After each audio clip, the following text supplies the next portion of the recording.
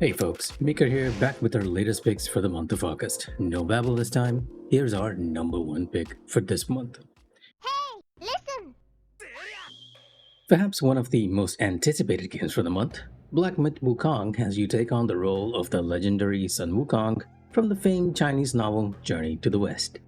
With that in mind, you might be thinking that the story of the game is a retread of the novel. However, surprisingly, the events of the game are set after it, making this a sequel of sorts. An odd choice considering the end of the novel where Sun has pretty much obtained enlightenment.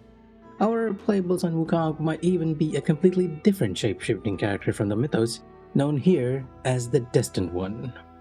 But you guys are not here for the story. No, you're here for the gameplay.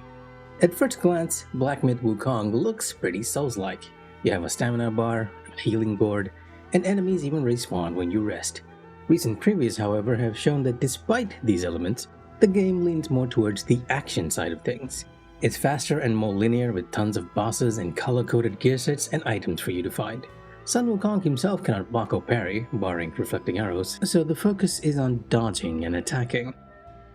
You have a standard combo attack and a heavy attack, which can only be used by either charging it up or if you have enough focus as a resource. Add on to this is a stance system, one with a strong overhead smash, another which allows Wukong to climb on top of his staff to avoid ground-based attacks, and a third which allows him to extend the staff for long-range attacks. All of this is augmented by skill trees focusing on himself, his staff, and his magic. That's right, his magic. From summoning a horde of Wukongs to aid in battle, to immobilizing enemies, magic itself comes with a cost and a cooldown, preventing you from over-abusing it, though the system was apparently designed to make it easier for players. Among the 4 spell slots you have, we also have Sun Wukong's transformations, which are seemingly learned from defeating enemies. You can use it to temporarily change to these enemies and wreak havoc, safe from getting damaged. All said, Black Myth Wukong is shaping up to be August's most anticipated release. Star Wars, a name that has meant many things to many people over the years. To me personally, it was the science fantasy series I grew up with. My childhood fantasies were filled with lightsabers and starships, with daring escapades and quirky characters, and most of all, slick rogues who were always ready with a one-liner. Star Wars Outlaws is coming in hot, allowing me to live out my space rogue fantasies. It looks like we'll be heading into many a hive of scum and villainy in a haste story about paying back a crime syndicate. Perfect. The game is set between Empire Strikes Back and the Return of the Jedi, making it a sweet spot for old-school Star Wars storytelling. Most of the iconic characters from the original trilogy, such as Darth Vader, Emperor Palpatine, and Boba Fett are still in play. The galaxy is still under heavy control of the Empire. The game looks to be an open-world action-adventure. This has the potential to be quite fun or very derivative, and I'd like to hope that we get something inspired and fun. After all, the game promises a cool spaceship, here referred to as a Trailblazer, and the ability to ride speeders on planets. Awesome. Good luck, Star Wars Outlaws. Please don't be bad. The galaxy needs you.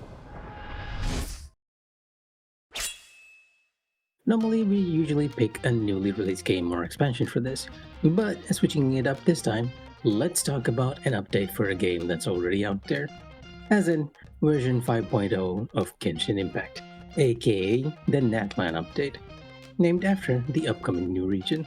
Let me tell you why I'm really looking forward to this huge update. For those who might not know, each region in the game draws inspiration from real-world cultures. Fontaine mirrors France, Inazuma reflects Japan, and Liyue embodies China. Sumeru blends elements from India, Egypt, and Persia. It seems Natlan will follow a similar approach, combining influences from different parts of South America and Africa. At least that's my speculation based on the teasers we've seen so far. That's why I'm really excited about it. Natlan is exploring regions whose architecture and culture I'm not familiar with, which adds to the anticipation. I know there's some controversy around representation right now, but I'm eager to see the final result nonetheless. Natlan is the Pyro of Fire Nation. I was expecting it to be bleak and full of volcanoes, but it was the complete opposite. It's very bright and colorful, with different terrains and mountains, all covered with colorful lines. You can fuse these creatures called Saurians to explore the region. Then there's the music, the best part of Genshin, and the other thing which I highly look forward to. Each region has their own identity of music, as in it uses instruments from the places which the regions are based on, and Netland is no exception. I can't wait to learn about these new instruments. We already have a taste of what the music will be, via Ignition and the Need a Hand teasers. The latest music sounds like it may possibly be one of the battle themes. I'm so mad they ended it the moment the vocals started. On August 18th, HoYoverse is going to hold the version 5.0 livestream. And honestly, I'm looking forward to the symphony performance of the main Netland and the battle theme at the end of the livestream more than the livestream itself. That's how much I'm excited for Natland's music. I can't wait to explore the different areas of Natland with the Saurians while listening to the music. I am curious to know what will happen in the story next as well. We are getting close to Kanreya after all. On July 10th, 2024, a mysterious 15-second teaser was uploaded to the Nintendo channel. This teaser kinda stood in stark contrast to the usually happy-go-lucky, family-friendly nature that the company likes to present themselves as. Fans raised their eyebrows, intrigued by the mystery. And would you believe, the teaser was for the continued revival of a group of mystery games known as the Famicom Detective Club, with the latest entry, Emio The Smiling Man. The Famicom Detective Club games take much of their gameplay from the Ace Attorney series. Or, to be more accurate, the Ace Attorney games take and streamline the formula from this series, where you basically travel to various locales and talk to people to uncover the truth behind a murder mystery.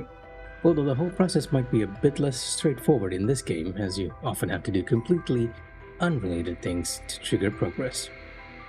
The Smiling Man, then, is based on the murder of a student who has been found dead, with a paper bag covering his face etched with a smile on it.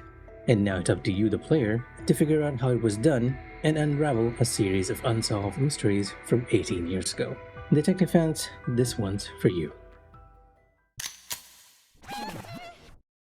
The less popular, but perhaps equally loved branch of the Final Fantasy series returns with Visions of Mana. After 15 long years, we are finally getting an entry, which is not a remake or an enhanced port. Every 4 years, people called Arms are chosen around the world by a fairy to travel to the series' recurring landmark, the Tree of Mana, to, well, keep it supplied with energy by, offering their souls. Look, as grim as it sounds, the mana tree is always dying in the series, so this isn't really surprising to a lot of us. Anyhow, as it turns out, this time the chosen arm, or sacrifice, is Hina, childhood friend to our controllable party character, Val, who himself is her guardian on this journey to the mana tree. A plot very similar to Final Fantasy X now that I think about it. Regardless, Hina and Val set off as the villagers wish them well, accruing a colorful cast of characters to their party as they proceed. Set in what the developers call a semi-open world, you get to explore large areas with plenty of enemies, puzzles, and loot prepared to engage yourself with. All this is supported by the elemental system of the game, which is used both for what seems like scripted traversal and abilities and classes in combat. Well, all of it looks good. I do worry that the developers may not stick the landing, as the earlier remakes kinda didn't with their gameplay, difficulty, and even the camera. Here's hope though. All said, I'm still tempted to jump in as familiar faces and enemies are abound in this colorful continuation of the Mana series in Visions of Mana. And those are our picks for August. Personally, I'm a bit conflicted between going for Black Myth Wukong or Secret of Mana. But hey, if you're still looking for something a bit more, here are our bonus picks. Pepper Grinder. Already released for the Switch and the PC, Pepper Grinder is a side-scrolling platformer with the main mechanic requiring you to drill through the surroundings to proceed. Contrary to how you might feel like drilling through a level might outwear its welcome, the level design is often set up in ways that will puzzle, engage, and even challenge you in this short but satisfying game. Deathbound. Deathbound caught my eye around the time of Summer Games Fest, being a Souls-like and all. And I'm sure a fair few of you are fatigued by the term, but hear me out. The unique selling point here is that your character is a 4-in-1 package deal, with you being able to transform into another character archetype or class on the fly. Each of your characters come with their own set of skills, abilities, and even affinities to each other, which you have to juggle as you proceed through the somewhat futuristic setting of the world. El Rantero's Wanderings. The first thing I thought when I saw the trailer for El Rantero's Wanderings was, hey, this artwork looks like a Rune Factory. And wouldn't you know it, it's actually by the same developers. As you might then guess, the game has you choose between a female and male protagonist who wakes up with amnesia in the town of El Ranteros. Unlike Rune Factory, though, this game leans more heavily into the dungeon typing side of things, with some farming to augment yourself and returning to the town to build relationships. As the story progresses, you'll occasionally flash back to a more modern setting, making you wonder which world is real and which is not. Mika and the Witch's Mountain. There's only one reason why I chose this game for this list, and that's because, well, it has a Mika in it. Imagine my surprise when I found out that the game is actually quite a charming, laid back adventure, taking much of its inspiration from the movie Kiki's Delivery Service. Here you play as Mika, a little witch who is tricked and stranded on an island with her broom broken and unable to fly back. In an attempt to get it fixed, she begins a job delivering packages to pay for her broom's repairs. And thus starts our cozy flying coming of age adventure. World of Warcraft: The War Within. The world's top MMO is getting yet another expansion to add to its already prodigious lifetime, and by all accounts, the reception has been pretty positive.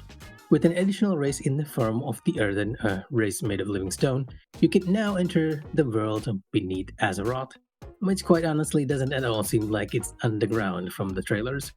With warbands allowing those with multiple player characters to share progression, equipment, and achievements, delves to form four-man parties for quick casual fun, and a host of other features, it might be time once again to get lost in a world which has enraptured us for ages. And with that, here's Mika signing off.